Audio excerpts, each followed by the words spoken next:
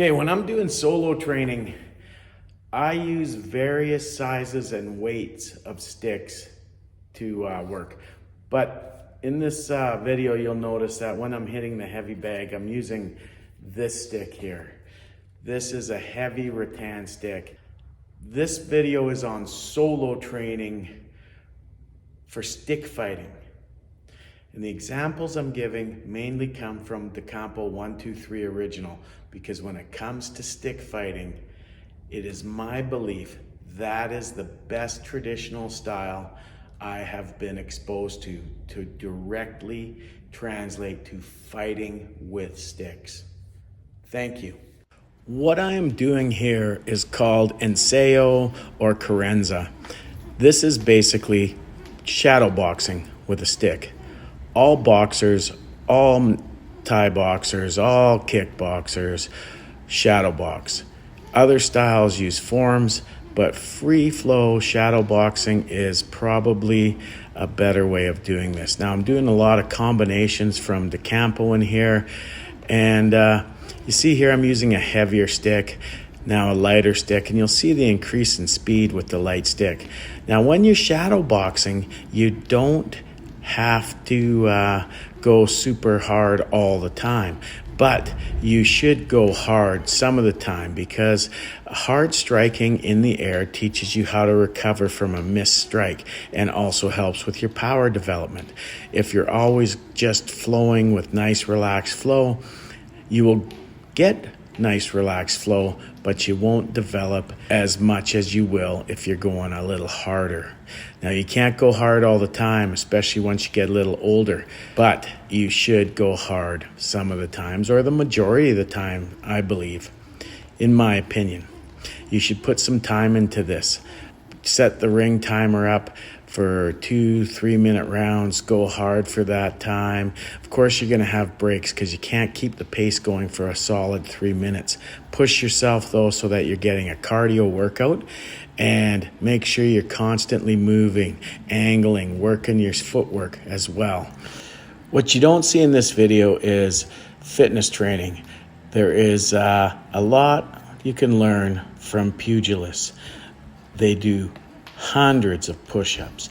They do lots of calisthenics, lots of plyometrics, and this is something you should add to your training as well. Don't just swing a stick. Put some time into some strength and fitness training. Let's look at the best fighters in the world when it comes to striking, and there is no doubt that boxers are the best punchers in the world, and Thai boxers are amongst the toughest fighters in the world. They work hard. Their fitness, their cardio, their everything is just so intense. If you want to be a great fighter with a stick, you have to train like other fighters train. Now, at 58, I'm going to be training differently than I was at 30, but I'm going to still do what I can to keep myself fit and strong, because I don't want to deteriorate too quickly. And I'm going to be working hard because I had a very respectful young fella who gave me the most respectful challenge to a sparring match I ever had. I really enjoyed our conversation, and Tim gives me a good feeling that he won't take advantage of me and beat the shit out of me because I'm an old geezer.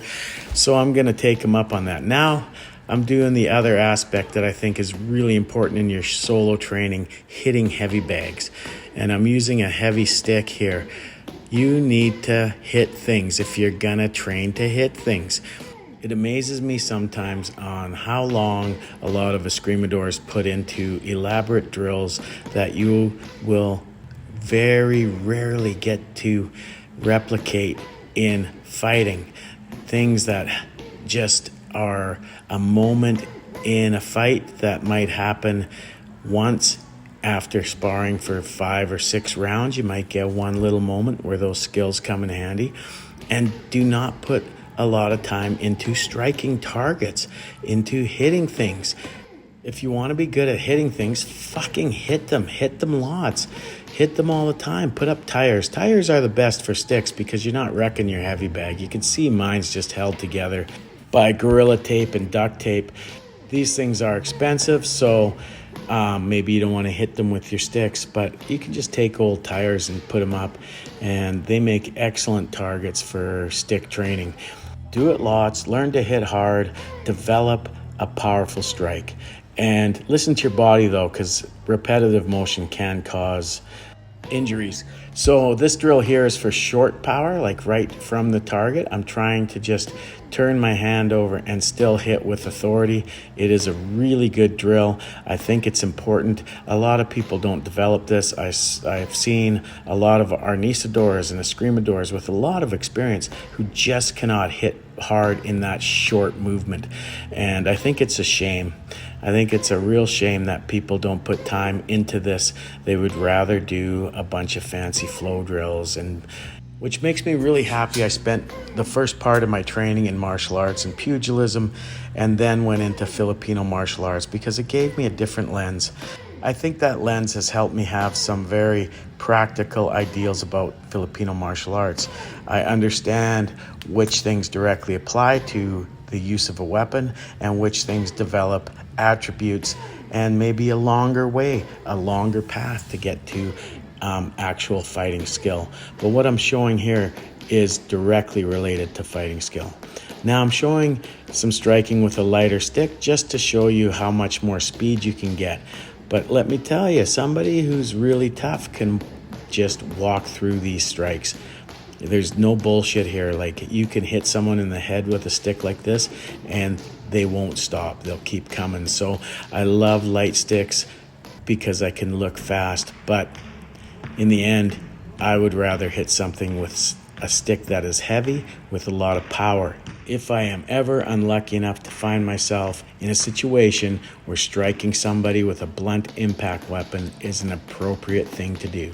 Just thought I'd end with some double sticks with some light little sticks.